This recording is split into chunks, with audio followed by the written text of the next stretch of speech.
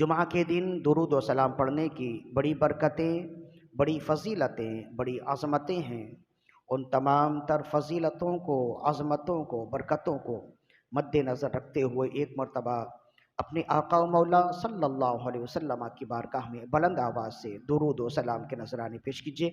اللہم صلی علی سیدنا و مولانا محمد طب القلوب و دوائها وعافیت الابدان و شفائها ونور الابصار و ضیائها وروح الارواح و غذائها وعلی آلہ و اصحابہ وبارک وسلم۔ اللہ کے فضل سے اور فقط اس کی دی ہوئی توفیق سے ہم ماہ رمضان المبارک کے بالکل قریب ہیں، اور یہ شعبان المعظم کا آخری جمعہ ہے۔ اللہ نے زندگی رکھی اور ہماری زندگیوں میں اللہ نے اگر برکت عطا فرمائی تو آئندہ جمعہ انشاءاللہ ہم ماہ رمضان المبارک کی فضاؤں میں دیکھ پائیں گے۔ تو ماہ رمضان ماہ غفران ہے، ماہ صیام ہے، اور بالخصوص ماہ نزول قرآن ہے۔ یہی وجہ ہے کہ ماہ رمضان المبارک میں اہل ایمان کا یہ خاص عمل ہوتا ہے کہ وہ روزوں کے ساتھ ساتھ تلاوت قرآن مجید کا خاص اہتمام کرتے ہیں۔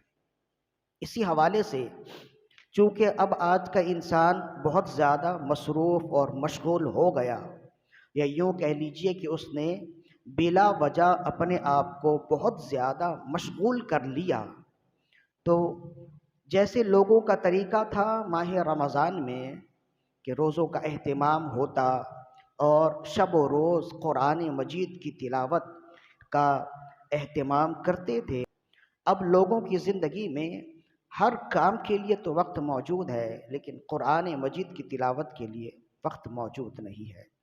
لہذا اسی حوالے سے قرآن مجید سے اپنی زندگی کو جوڑنے کے لیے، اپنے سننے والوں کو قرآن مجید کی محبت ان کے دلوں میں ڈالنے کے لیے، قرآن مجید کی تلاوت کی ترغیب دینے کے لیے آج ہم نے قرآن مجید کی جس آیت مقدسہ کی تلاوت کا شرف حاصل کیا، سورہ بقرہ کی آیت نمبر 121 ہے۔ اس میں اللہ تعالیٰ نے ارشاد فرمایا، الذین آتیناہم الکتاب یتلونہ حق تلاوتہ، وہ لوگ جنہیں ہم نے کتاب عطا کی ہے وہ اس کتاب کی تلاوت کا حق ادا کرتے ہیں۔ اولئک یؤمنون بہ، اور جو اس کتاب کی تلاوت کا حق ادا کرتے ہیں وہی اس پر صحیح معنوں میں ایمان لانے والے ہیں۔ وَمَن يَكْفُرْ بِهِ فَأُولَئِكَ هُمُ الْخَاسِرُونَ، اور جو اس قرآن کا انکار کرے یا اس قرآن کی تلاوت کا انکار کرے یا اس سے روگردانی کرے، بس خسارہ اٹھانے والے یہی لوگ ہیں۔ تو اس آیت مقدسہ میں جو سورہ بقرہ کی آیت ہے، اس میں اللہ تعالیٰ نے جو قرآن مجید پڑھتے ہیں ان پر جو انعام ہے وہ بھی بیان کر دیا، اور جو قرآن مجید کی تلاوت کما حقہ نہیں کرتے ان کے ساتھ جو معاملہ ہے وہ بھی بیان کر دیا۔ فرمایا جو قرآن کی تلاوت نہیں کرتے، وَمَن يَكْفُرْ بِهِ، یکفر بِهِ کا دو معنی ہو سکتا ہے، اور جو اس کا انکار کرے، اگر انکار کرے تو وہ کافر ہو جائے گا، چاہے وہ تلاوت کا انکار کرے یا قرآن کے قرآن ہونے کا انکار کرے یا قرآن کے منزل من اللہ ہونے کا انکار کرے تو وہ کافر ہو جائے گا۔ لیکن سیاقی کلام یہ بتاتا ہے کہ یہاں انکار سے مراد یہ انکار نہیں بلکہ کفران نعمت ہے، اور کفران نعمت کا مطلب ہوتا ہے کہ وہ انکار تو نہیں کرتا لیکن اس کا حق ادا نہیں کر رہا۔ جیسے کہ اللہ کوئی نعمت دے اور اس نعمت کا بندہ حق ادا نہ کرے تو ہم کہتے ہیں نا یہ کفران نعمت کر رہا ہے، یعنی اللہ نے اسے جو نعمت دی ہے اس نعمت کا حق ادا نہیں کر رہا۔ مثلا اللہ نے زبان دی تو زبان سے اچھی بات کرنا، حق بات کرنا، اللہ کا ذکر کرنا، قرآن مجید کی تلاوت کرنا، یہ تمام کام، تمام اچھے کام یہ زبان کا حق ادا کرنا ہے، زبان کی نعمت کا حق ادا کرنا ہے۔ اور اگر زبان سے کوئی گالم گلوچ کرے، اللہ کا ذکر نہ کرے، بری باتیں کرے، تو کہیں گے کہ زبان کی نعمت کا یہ حق ادا نہیں کر رہا بلکہ کفران نعمت کر رہا ہے۔ تو اسی طرح وَمَن يَكْفُرْ بِهِ فَأُولَٰئِكَ هُمُ الْخَاسِرُونَ کا سیاق کلام بتاتا ہے کہ یہاں یکفر سے مراد انکار کرنا نہیں بلکہ کفران نعمت کرنا ہے، اس لیے کہ اس سے پہلے تلاوت کا حق ادا کرنے کا ذکر اور ان پر انعام کا ذکر آیا۔ تو اب اس حوالے سے اس مفہوم کے مطابق قرآن مجید کی اس آیت کا مفہوماً ترجمہ یہ ہوگا کہ جن لوگوں کو ہم نے کتاب عطا کی وہ اس کی تلاوت کرتے ہیں جیسے تلاوت کرنے کا حق ہے، اور جو اس کی تلاوت ایسے کرتے ہیں جیسے تلاوت کرنے کا حق ہے، تو یہی لوگ صحیح معنوں میں اس پر ایمان لانے والے ہیں۔ وَمَن يَكْفُرْ بِهِ فَأُولَٰئِكَ هُمُ الْخَاسِرُونَ، اور جو اس کی تلاوت نہیں کرتے، قرآن مجید جو عظیم نعمت ہے، اس عظیم نعمت کا حق ادا نہیں کرتے، کفران نعمت کرتے ہیں، تو صحیح معنوں میں خسارہ اٹھانے والوں میں سے یہی لوگ ہیں، نقصان والوں میں یہی لوگ ہیں۔ تو نقصان اٹھانے والے کون لوگ ہیں اور فائدہ اٹھانے والے کون لوگ ہیں، دونوں طرح کے لوگوں کا قرآن مجید کی اس آیت میں ذکر کر دیا۔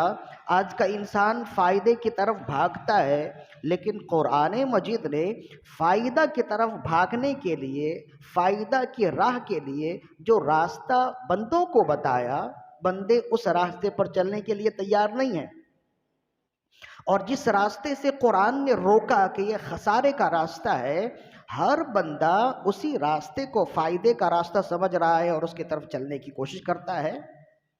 تو فائدے کا راستہ کون سا ہے، کامیابی والا راستہ کون سا ہے؟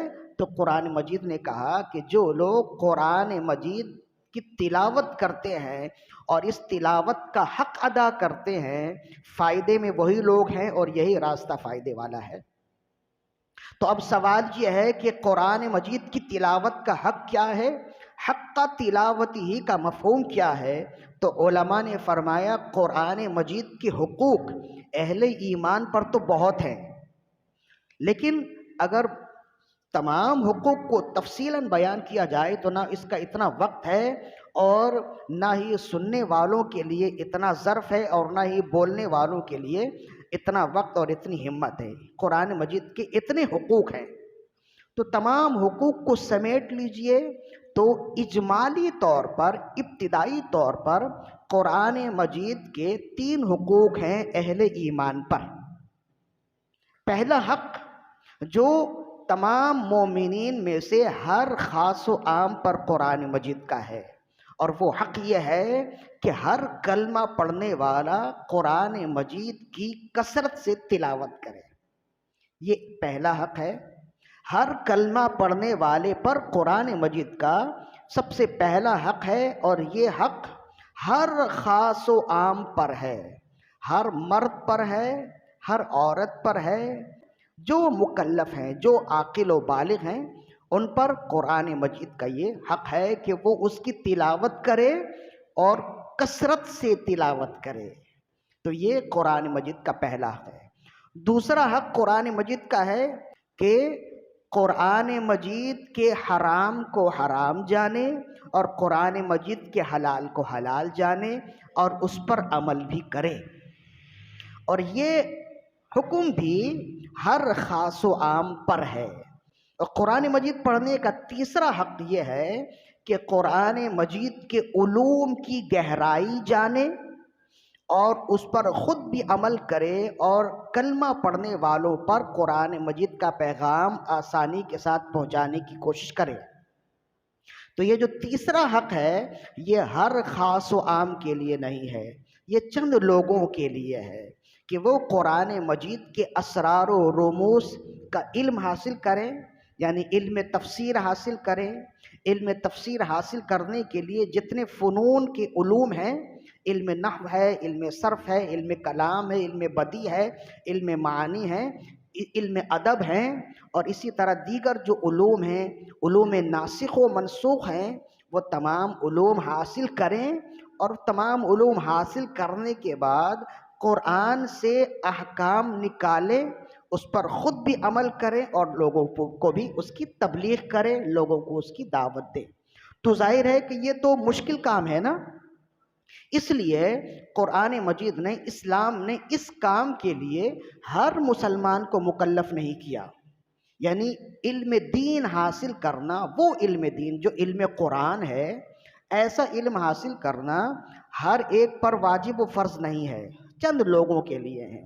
اور اس کی وجہ خود قرآن مجید نے بیان کی کہ فلولا نفر من کل فرقۃ منهم طائفۃ لیتفقہوا فی الدین ولینذروا قومهم اذا رجعوا الیہم لعلہم یحذرون۔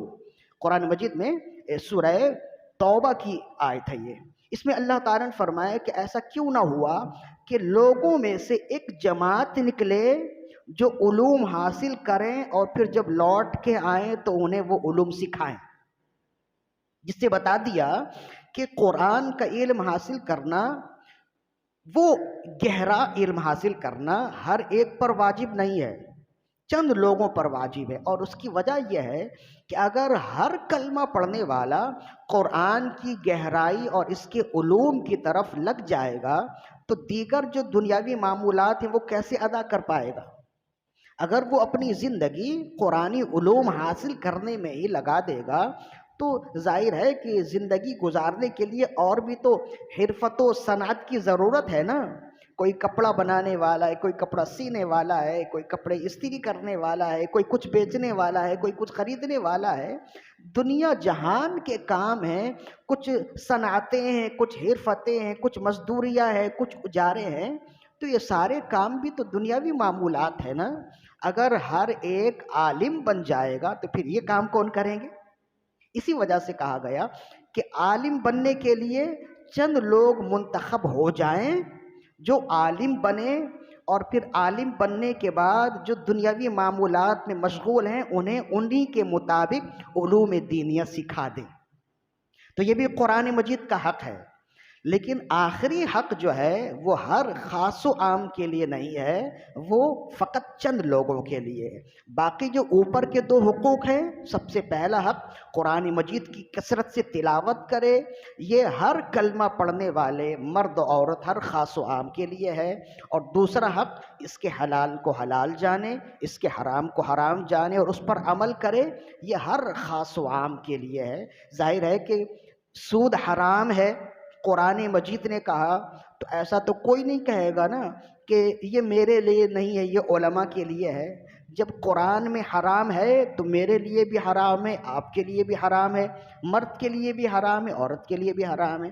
شراب قرآن نے حرام کیا اور کہا تو میرے لیے بھی حرام کیا، میرے لیے بھی حرام کہا، آپ کے لیے بھی، مرد کے لیے بھی، عورت کے لیے نا۔ تو اس کے حرام کو حرام جانے اور اس کے حلال کو حلال جانے اور اس پر عمل کرے، یہ دونوں حقوق ہیں۔ لیکن ہم کیا کریں، ہم اتنے غافل ہوئے اور علوم اسلامیہ سے اتنے دور ہو گئے، دین سے اتنے دور ہو گئے کہ دوسرا حق بھی اب آہستہ آہستہ ہماری زندگی سے نکل رہا ہے، جائے کہ تیسرے حق کی طرف ہم کچھ کوشش کریں اور دیکھیں۔ بلکہ اب تو پہلا حق بھی ہماری زندگی سے آہستہ آہستہ دور ہو رہا ہے۔ قرآن کا پہلا حق بتایا کہ اس کی کثرت سے تلاوت کرے۔ کتنے لوگ ہیں جو اس کی تلاوت کرتے ہیں؟ ہم نے پہلے بھی یہ جملے کہے کہ ہمارا حال تو یہ ہے، ہماری غفلت کا حال یہ ہے کہ سالوں گزر جاتے ہیں، قرآن پڑھنا تو الگ ہے، ایسے لوگ ہیں جنہوں نے قرآن کی طرف دیکھا نہیں ہوتا ہے، سالوں گزر جاتے ہیں۔ تو پہلا حق بھی اب ہماری زندگی سے بالکل دور ہو رہا ہے۔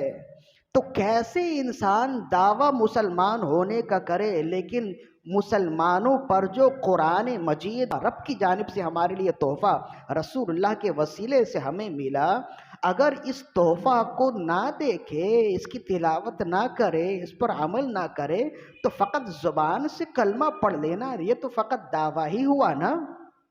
ہر دعوے کی کوئی دلیل ہوتی ہے۔ اسی وجہ سے رسول اللہ صلی اللہ علیہ وآلہ وسلم نے تلاوت قرآن مجید کے حوالے سے ارشاد فرمایا، حضرت نعمان بن بشیر اس حدیث کو روایت کرنے والے، حضرت امام بیہقی نے شعب الایمان میں اس حدیث کو نقل کیا۔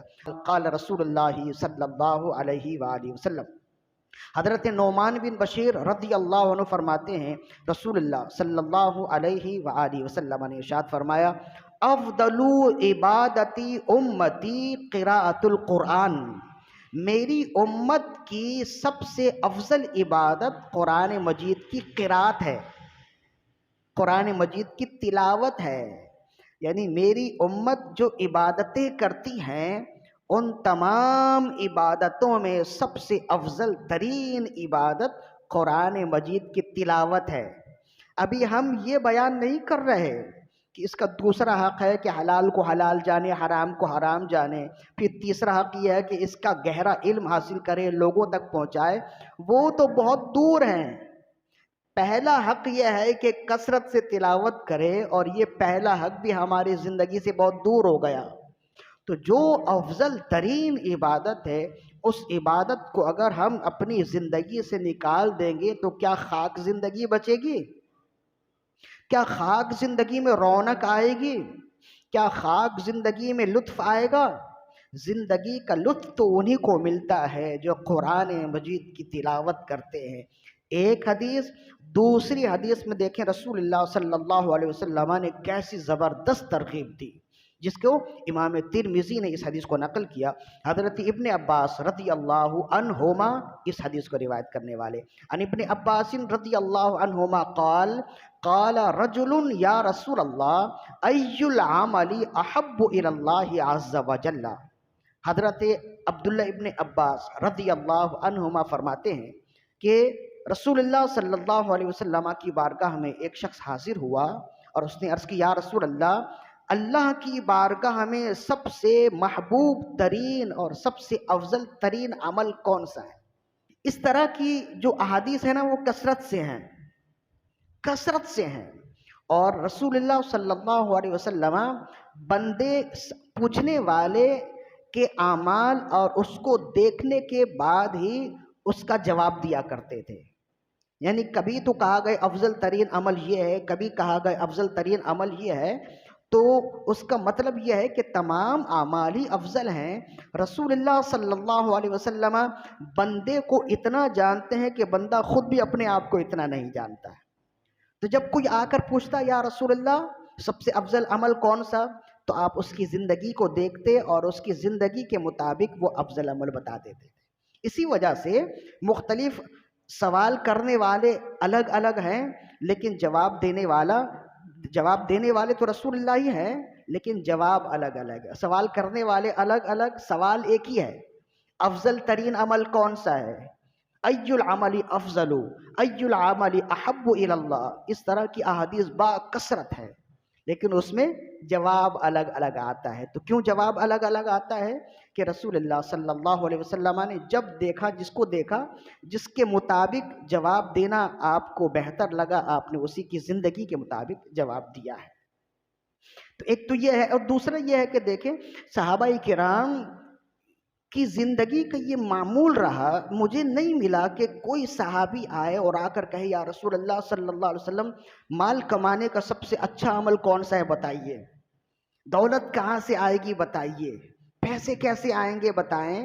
کسی صحابی نے نہیں پوچھا، وہ پوچھتے تھے تو آخرت کے لیے پوچھتے تھے کہ یا رسول اللہ کی جنت کیسے ملے گی مجھے بتائیے، کون سا عمل میں کروں میں جنت میں داخل ہو جاؤں۔ اس مضمون کی احادیث با کثرت ہے۔ دیہاتی آتے جاء اعرابی الی رسول اللہ، ایک اعرابی رسول اللہ کی بارگاہ میں آیا، اس نے عرض کیا یا رسول اللہ مجھے کوئی ایسا عمل بتائیے جو مجھے جنت میں لے جائے، دلنی علی عمل یدخلنی الجنہ ویباعدنی من النار، یا رسول اللہ مجھے کوئی ایسا عمل بتائیے جو مجھے جنت کے قریب کر دے، دوزخ سے دور کر دے۔ پھر آپ نے انہیں عمل بتا دیا، نماز پڑھو، روزہ رکھو، حج کرو، زکوٰۃ دو، فلاں فلاں۔ تو وہ گئے اور جاتے وہ کہتے گئے اللہ کی عزت و جلال کی قسم اب میں اس میں نہ اضافہ کروں گا نہ کمی کروں گا۔ تو رسول اللہ نے پیچھے سے فرمایا اگر یہ اپنے دعوے پر سچا رہا سیدھا جنت میں چلا جائے گا۔ دیکھیں وہ کہاں تھے، پہلے سوچیں بدلتی ہیں پھر اعمال بدلتے ہیں۔ ایسا نہیں ہے کہ عمل پہلے ہوگا سوچ بعد میں ہوگی۔ ایسا نہیں ہوگا. پہلے سوچ بدلے گی پھر اعمال بدلیں گے. نماز پڑھنے سے پہلے آپ نیت کرتے ہیں نا, نماز کے اندر اگر نیت کریں گے تو بات نہیں بنے گی, نیت پہلے ہوتی ہے نا. اسی طرح ہر عمل کے لیے پہلے آپ کو ذہن بنانا ہوگا, پہلے سوچیں بدلیں گی پھر اعمال بدلیں گے. مطلب یہ ہے کہ پہلے اندر آگ لگے گی پھر باہر اس کی حدت ضرور محسوس ہوگی. تو صحابہ کرام کی سوچیں بدلی ہوئی تھیں, وہ سوچ بدلتے تھے, اور ان کی سوچ کیا تھی؟ کسی طرح اللہ راضی ہو جائے, کسی طرح جنت میں چلے جائے. وہ یہ جانتے تھے کہ اللہ کے کو راضی کرنے کے کام کرنے لگ جاؤ, دنیا خود ہی سنور جائے گی. تو ان کی بھی دنیا تھی, وہ بھی بال بچے دار تھے, کاروباری تھے, لیکن اللہ کے لیے کام کرتے, پیچھے ان کے سارے کام خود بخود ہوتے چلے جاتے تھے. اور ہم جو روتے رہتے ہیں نا, اس کی بہت بڑی وجہ یہ ہے. تو حضرت عبداللہ ابن عباس رضی اللہ عنہما فرماتے ہیں کہ ایک شخص بارگاہ رسالت میں حاضر ہوا اور اس نے عرض کی, ای العمل احب الی اللہ عز وجل, یا رسول اللہ, اللہ کی بارگاہ میں سب سے محبوب ترین عمل, سب سے افضل ترین عمل کون سا ہے؟ قال, تو رسول اللہ نے فرمایا, الحال المرتحل, منزل پر پہنچ کر سفر شروع کر دینا اللہ کی بارگاہ میں سب سے افضل ترین عمل ہے. قال, تو وہ صحابی, وہ پوچھنے والے کہنے لگے, یا رسول اللہ مل حال المرتحل, یا رسول اللہ اس کا کیا معنی ہوا منزل پر پہنچ کر سفر شروع کر دینا؟ جو منزل پر پہنچ گیا اس نے تو سفر ختم کر دی, اس کا سفر تو ختم ہو گیا. لیکن آپ فرماتے ہیں کہ افضل ترین عمل ہے منزل پر پہنچ کر سفر شروع کر دینا, اس کا کیا معنی ہوا؟ قال, آپ نے فرمایا, الذی یضرب من اول القرآن الی آخرہ کلما حل ارتحل, ارے یہ مثال ہے اس شخص کی جو قرآن شروع کرتا ہے اور جیسے ہی ختم کرتا ہے پھر شروع کر دیتا ہے. فرمایا یہ افضل ترین عمل ہے. مطلب ایک شخص قرآن پڑھنا شروع کرے, الحمدللہ سے شروع کرے اور پڑھتا جائے کئی دنوں میں, یا اللہ جتنے دنوں کی توفیق دے, جب وہ ختم کرے تو بند کر کے نہ رکھ دے کہ میں نے قرآن ختم کر دیا. فرمایا جیسے والناس ختم کرے الحمدللہ سے دوبارہ شروع کر دے. یہ اللہ کی بارگاہ میں افضل ترین عمل ہے. اور اسی کو رسول اللہ نے فرمایا کہ منزل پر پہنچ کر دوبارہ سفر شروع کر دینا.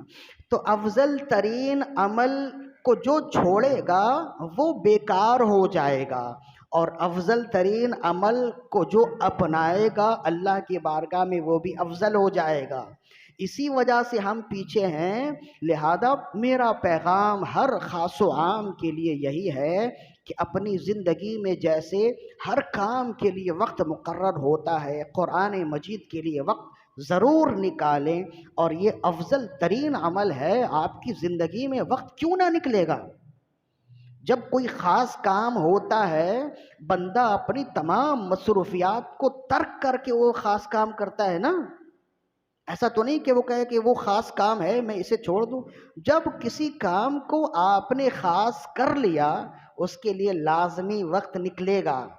تو جب اللہ اس کے رسول نے یہ فرمایا کہ یہ افضل ترین عمل ہے, تو پھر آپ کی کیا خاک زندگی ہے کہ اس افضل ترین عمل کے لیے آپ کے پاس کوئی وقت نہیں ہے. یہ تو رسول اللہ کا فرمان ہوا. ایک اور حدیث سنیے جسے ابن عساکر نے روایت کی اور متقی ہندی نے کنز العمال میں نقل کیا. کہتے ہیں حضرت رسول اللہ صلی اللہ علیہ وسلم صحابہ کرام کے ساتھ کسی غزوہ میں چلے. وہاں چلتے ہوئے ایک علاقے میں رات پڑاؤ کی, تو آپ نے فرمایا دیکھو یہ دشمنوں کا علاقہ ہے اور یہاں اگر سارے سو گئے تو ہو سکتا ہے کہ اطراف سے کوئی حملہ کر دے. لہذا رات ہماری چوکیداری کون کرے گا؟ ہمیں پہرا کون دے گا؟ ہمارے لیے پہرا کون دے گا؟ تو دو صحابی کھڑے ہوئے, حضرت عباد بن بشر اور حضرت عمار بن یاسر. یہ دونوں جلیل القدر صحابی ہیں, ایک انصاری ہیں اور ایک مہاجری ہیں. کھڑے ہوئے عرض کرنے لگے, یا رسول اللہ ہم دونوں رات بھر پہرا دیں گے۔ رسول اللہ صلی اللہ علیہ وسلم نے ارشاد فرمایا یہ چھوٹا سا پہاڑ ہے، اس پہاڑ کے نیچے ہم نے پڑاؤ کیا ہے، تم دونوں پہاڑ کے اوپر چڑھ جاؤ اور رات بھر دیکھتے رہنا کہ کوئی دشمن ہمیں نقصان پہنچانے کا ارادہ نہ کرے، ہمارے قریب نہ آئے۔ تو عرض کیا یا رسول اللہ ہم رات بھر پہرا دیں گے۔ اب صحابہ کرام تو نیند سو گئے، دونوں صحابی پہاڑ پر چڑھے اور چڑھنے کے بعد تھوڑی دیر تک پہرا دیتے رہے۔ تو ایک نے دوسرے سے عرض کی کہ دیکھیں ہم دونوں ہی اگر جاگتے رہے ایسا ہوگا کچھ دیر بعد ہم دونوں تھک جائیں گے اور اونگنے لگیں گے، تو یہ بہتر ہے کہ تھوڑی دیر ہم میں سے ایک سو لے، دوسرا جاگے، اور پھر اس کے بعد دوسرا سو لے تو پھر پہلا جاگے، تو یہ بہتر ہوگا۔ کہا کہ بالکل بہتر ہے۔ تو حضرت عمار بن یاسر رضی اللہ عنہ فرمایا میں ابھی سو جاتا ہوں، اتنی دیر آپ پہرا دیں، دیکھیں، اور جب وقت گزر جائے، آپ کا وقت ختم ہو جائے، مجھے اٹھا دیں، پھر آپ نیند کر لیں تو پھر میں پہرا دوں گا۔ انہوں نے کہا ٹھیک ہے آپ سو جائیں۔ تو کہتے ہیں حضرت عمار بن یاسر رضی اللہ عنہ نیند سو گئے۔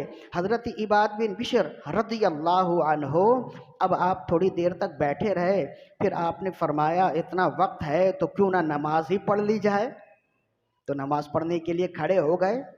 دیکھیں ہمارے ہاں جو ہے نا یہ باتیں بڑی سننے میں آتی ہیں، میں تو بیٹھا بیٹھا بور ہو گیا، میں تو گھر میں لیٹے لیٹے بور ہو گیا۔ جو مسلمان ہے جس کے پاس نماز کا حکم ہے، جس کے پاس قرآن ہے، زندگی میں کبھی بور نہیں ہو سکتا ہے۔ تم کیسے بور ہو سکتے ہو؟ بور تو وہ شخص ہوتا ہے جس کے پاس کوئی کام نہیں ہے۔ تمہارے پاس تو یہ دونوں ایسے کام ہیں کہ جب تک سانسیں چل رہی ہیں یہ کام ختم نہیں ہوں گے۔ تو جیسے وقت ملا فوراً نماز پڑھنے لگ گئے، جیسے وقت ملا قرآن پڑھنے لگ گئے۔ تو جو بور اپنے آپ کو کہتا ہے نا کہ میں بیٹھا بیٹھا بور ہو گیا یا لیٹا لیٹا بور ہو گیا، اسے اصل میں ان چیزوں کی اہمیت کا اندازہ نہیں ہے، اور اسے اصل میں خود اپنی اہمیت کا بھی اندازہ نہیں ہے۔ ورنہ جو مومن ہوگا، جو کلمہ پڑھنے والا، وہ کبھی بور نہیں ہوتا ہے۔ ہمارے تو سارے کام دھرے کے دھرے رہ جاتے ہیں، وقت ختم ہو جاتا ہے، اور ہم سوچتے ہیں کہ لوگ بور کیسے ہو جاتے ہیں۔ اب ایسے ہی اگر ہم میں سے کوئی ہوتا رات گزارنے کے لیے تو کہتے ہیں نا بھائی رات بھر کوئی ہے نہیں، بات کرنے والا نہیں، میں تو بیٹھا بیٹھا بور ہو گیا۔ تو انہوں نے اپنا عمل کیا اور ہمیں بتایا جو کلمہ پڑھنے والا وہ کبھی بور نہیں ہوتا ہے۔ وہ اٹھے اور نماز پڑھنے لگے، اور نمازیں بلند آواز سے، اتنی آواز سے کہ خود کانوں تک سن لیں، قرات کرنے لگے۔ تو کہتے ہیں کہ دشمن بھی طاق میں تھا، اس نے دیکھا کہ ایک شخص کھڑا ہے، اور اس نے دیکھا دور سے تو ایسا لگا کہ ایک شخص کھڑا پہرا دے رہا ہے، تو اس نے ایک تیر مارا۔ تو وہ تیر حضرت عباد بن بشر رضی اللہ عنہ کو لگا، تو آپ زخمی ہو گئے، لیکن نماز ہی پڑھتے رہے، قرات کرتے رہے بالکل شائستگی کے ساتھ پرسکون انداز میں۔ تو وہ سمجھا کہ شاید میرا تیر خطا گیا، تو دوسرا تیر مارا، تو وہ تیر بھی آپ کو لگا، تیسرا تیر مارا۔ جب 3 تیر آپ کو لگ گئے تو آپ شدید زخمی ہو گئے، اور جسم سے مختلف اعضاء سے خون نکلنے لگے۔ جلدی جلدی آپ نے اپنی نماز مکمل کی، قرات مکمل کی۔ حضرت عمار بن یاسر رضی اللہ عنہ کو اٹھایا کہ اٹھیں، میں زخمی ہو گیا ہوں۔ حضرت عمار بن یاسر اٹھے۔ اب جب آپ بھی کھڑے ہوئے تو دشمن نے دیکھا کہ شاید یہ لوگ چوکنا ہو گئے، شاید اور بھی لوگ آ جائیں، 1 سے 2 ہوا تو 2 سے 3 بھی ہو جائیں گے، وہ بھاگ گیا۔ جب آپ نے دیکھا کہ ماحول بالکل سازگار ہے، حضرت عمار بن یاسر رضی اللہ عنہ نے ان کا تیر نکالا، زخم صحیح کیا، اور خون جو نکل رہے تھے ان خونوں کو صاف کیا۔ پھر آپ نے ان سے کہا کہ اللہ کے بندے، جب پہلی مرتبہ آپ پر وار ہوا، جب آپ پہلی بار زخمی ہوئے، اسی وقت آپ نماز توڑ دیتے اور مجھے اٹھا دیتے تو شاید اتنا نقصان نہیں ہوتا، شاید آپ اتنے زخمی نہیں ہوتے۔ عرض کرنے لگے کہ میں جس قرآن کی اور جس سورت کی تلاوت کر رہا تھا اس میں اتنی لذت آ رہی تھی کہ دل نے نہ چاہا کہ جب تک یہ سورت ختم ہو اور میں آپ کو اٹھاؤں۔ تو میں نے یہ مناسب سمجھا کہ جب تک یہ سورہ ختم نہ ہو جائے تب تک میں اپنی نماز مکمل نہ کروں، تب تک میں آپ کو نہ اٹھاؤں۔ تو تیر تو لگتے رہے، لیکن جب تک میں نے سورت مکمل نہ کر لی تب تک میں نے نماز مکمل نہ کی، اور جب تک میں نے نماز مکمل نہ کر لی آپ کو اٹھایا نہیں۔ تو پھر جب ان سے پوچھا آپ کون سی آیت، کون سی سورہ تلاوت کر رہے تھے، فرمایا سورہ کہف تلاوت کر رہا تھا۔ تو حضرت عباد بن بشر یہ صحابی ہیں نا، تو دیکھیں کہ قرآن مجید سے کیسا لطف ہے اور کیسا تعلق ہے، کیسا لگاؤ ہے کہ تنہائی میں قرآن پڑھ رہے ہیں اور دشمن وار پہ وار کر رہا ہے، اس کے باوجود قرآن مجید پڑھنے میں انہیں ایسا لطف آ رہا ہے کہ زخم کا احساس نہیں ہو رہا، تکلیف کا احساس نہیں ہو رہا ہے۔ تو جو قرآن پڑھتا ہے نا، تو جب قرآن پڑھنے لگ جائے، جب وہ اپنی زندگی میں قرآن کو نافذ کر لے، پھر اسے لطف ملے گا، ایسے خشک لطف نہیں ملے گا۔ ایسے تو خاک ہے ایسی زندگی، وہ کہیں اور ہم کہیں، ہے اسی زیست میں مزہ جو ہو دیار یار میں۔ تو یہ زندگی میں مزہ نہیں ہے کہ جس میں قرآن نہیں ہے، نماز کے لیے وقت نہیں ہے۔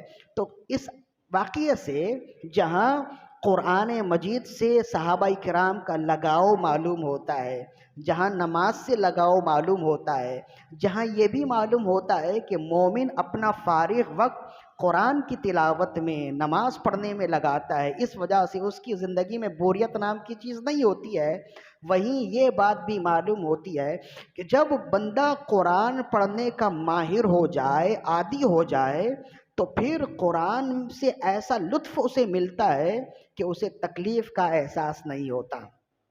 صحابی کو ہوا نا، تکلیف کا احساس نہیں ہوا نا، حضرت عباد بن بشر۔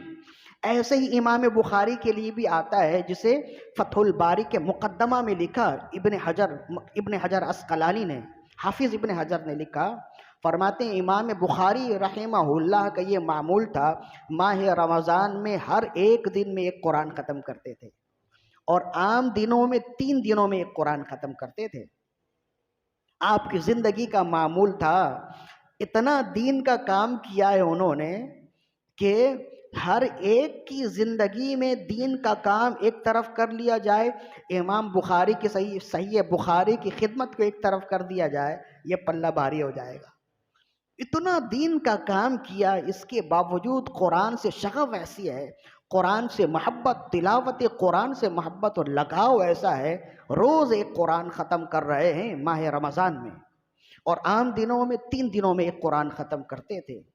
فرماتے ہیں قرآن کی تلاوت کر رہے تھے نماز میں، اور نماز میں تلاوت کرتے ہوئے چہرے سے تکلیف کے آثار محسوس ہو رہے تھے، لیکن آپ تلاوت جاری رکھتے رہے، اور جب آپ نے وہ سورت مکمل کر لی، سجدہ کیا نماز میں ہی، سجدہ کرنے کے بعد قریب جو تھا آپ نے اس سے کہا پیچھے کا دامن اٹھا کر دیکھو، کوئی چیز مجھے کاٹ رہی ہے، کوئی چیز مجھے تکلیف دے رہی ہے۔ جب پیچھے کا دامن اٹھا کر دیکھا تو دیکھا شہد کی مکھی ہے جس نے 17 جگہ آپ کو ڈنگ مارے ہیں۔ 17 جگہ ڈنگ مارنے کے باوجود بھی آپ نے تلاوت موقوف نہیں کی، نماز ختم نہیں کی۔ جب عرض کی یا سیدی، اسی وقت آپ سجدہ کر لیتے، تلاوت موقوف کر لیتے، نماز چھوڑ دیتے۔ فرمایا قرآن مجید کی تلاوت میں ایسی لذت آ رہی تھی کہ اس درد کا احساس نہیں ہو رہا تھا۔ اور یہ قرآن مجید کا ادب ہے کہ جب ایک سورہ شروع کر دی جائے تو جہاں تک ممکن ہو وہ سورہ ختم کر دیا جائے، جب ہی نماز ختم کرے۔ تو حضرت امام بخاری رحمہ اللہ کی زندگی کا بھی یہ معمول ہے۔ کتنے واقعات سنائیں، واقعات سننے والے بہت ہیں، سنانے والے بہت ہیں۔ اصل بات یہ ہے کہ اب عمل کی زندگی ہے، سننے سنانے کی زندگی اب چلی گئی، اب عمل کی زندگی ہے۔ اب دیکھنا یہ ہے کہ عمل کس قدر زیادہ کرتے ہیں۔ لہذا پیغام میرا یہی ہے کہ اب ماہ رمضان بالکل قریب ہے، قرآن مجید سے تعلق جوڑیے، قرآن مجید کی تلاوت کیجیے، پہلے تلاوت کریں گے پھر اس کو سمجھنے کا ذوق آئے گا نا، پھر اس کو سمجھنے کا ذہن ملے گا۔ لیکن جب تک دور رہیں گے، قرآن مجید طاق میں رکھنے والی کتاب نہیں ہے، سینے میں رکھنے والی کتاب ہے۔ تو قرآن مجید سے اپنا تعلق جوڑیے۔ پہلے بھی میں نے کہا نا، ہو سکے تو قرآن چھوٹا سا قرآنی نسخہ اپنے ساتھ رکھیے، یا اسمارٹ فون میں قرآن مجید ساتھ رکھیے، اس کی تلاوت کیجئے۔ جب بھی وقت ملے اپنے آپ کو بور نہ سمجھیں، بلکہ اس کی تلاوت کریں۔ آہستہ آہستہ جب عادت بن گئی تو پھر آپ کی زندگی میں قرآن سے ایسا تعلق ہو جائے گا کہ جب تک آپ قرآن پڑھیں گے نہیں، آپ کو میٹھی نیند نہیں آئے گی۔ آپ اس تعلق کو گہرا کیجئے، اس تعلق کو مضبوط کیجئے۔ ماہ رمضان قریب ہے تو جب روزوں کا اہتمام کیجئے، تو پھر لوگ بھی کہتے ہیں کہ جب روزہ رکھ لیں تو ایسا لگتا ہے کہ وقت ہی نہیں گزرتا۔ تو یہ وہ کہتے ہیں جو بے ذوق ہیں۔ جو ذوق والے ہیں ان سے پوچھئے کہ وقت کیسا گزرتا ہے ماہ رمضان کا، ماہ رمضان کی راتیں کیسی گزرتی ہیں، حفاظ سے پوچھیں ماہ رمضان کے دن کیسے گزرتے ہیں۔ جو قرآن کی خدمت کرنے والے ہیں ان سے پوچھیں تو آپ کو اندازہ ہوگا کہ واقعی یہی لوگ تو قرآن کی خدمت کر رہے ہیں۔ تو قرآن کی خدمت کیجئے۔ امام مسلم نے لکھا ہے، حضرت عمر بن خطاب رضی اللہ عنہ عمرہ پہ گئے، اپنے پیچھے آپ نے کسی کو اپنا عامل بنا دیا کہ بھائی میں مکے سے جا رہا ہوں، مدینے سے جا رہا ہوں عمرہ کرنے کے لیے، اتنے دنوں تم میرے پیچھے عامل بنو، یعنی میرے پیچھے میرا عہدہ سنبھالو۔ تو جب حضرت عمر بن خطاب کچھ منزل تک آگے چلے گئے تو ان کے بھی دل میں آیا کہ حضرت عمر بن خطاب عمرہ پہ جا رہے ہیں تو کیا ہی اچھا ہو کہ میں بھی ان کے پیچھے ان کے ساتھ ہی عمرہ ادا کرنے کے لیے جاؤں، لیکن انہوں نے تو مجھے یہ ذمہ داری دے دی۔ تو انہوں نے اپنی ذمہ داری ایک اور کو دے دی، ان کو سنبھالی، ان کو سونپی اپنی ذمہ داری، اور یہ بھی آگے چند منزلوں پر گئے اور حضرت عمر بن خطاب رضی اللہ عنہ سے مل گئے۔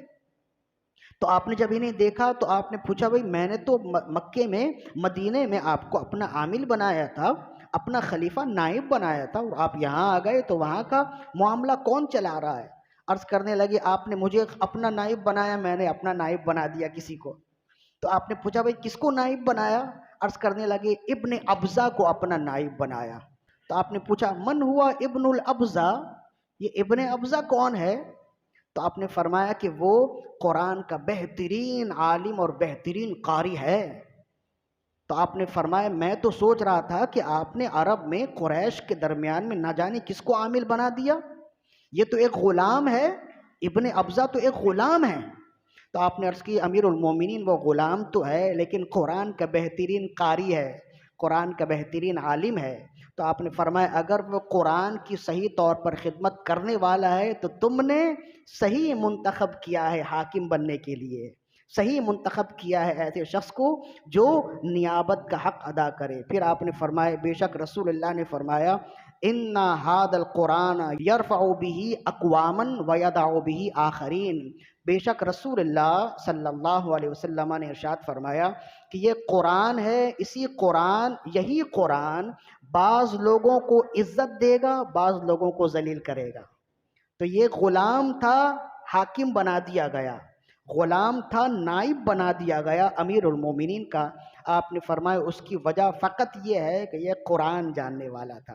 تو آج جو ہم ذلیل و رسوا ہیں اس کی فقط وجہ یہ ہے کہ نہ ہم قرآن جاننے کی کوشش کرتے، نہ ہم قرآن کو سمجھنے کی کوشش کرتے، حتیٰ کہ نہ ہم قرآن پڑھنے کی کوشش کرتے ہیں۔ بس میرا پیغام یہی ہے کہ اب بولنے اور سننے کا وقت ختم ہو گیا ہے، عمل کی طرف آئیے، قرآن پڑھیے، قرآن سمجھیے، تاکہ اس کا نور ہماری دلوں میں بھی آئے، ہمارے دلوں کو بھی جلا بخشے، اور اس کے نور سے ہمارے گھر بھی روشن ہو جائیں۔ اللہ تعالیٰ سے دعا ہے کہ ہماری آج کی حاضری اپنی بارگاہ میں قبول و مقبول فرمائے۔ وما علینا الا البلاغ۔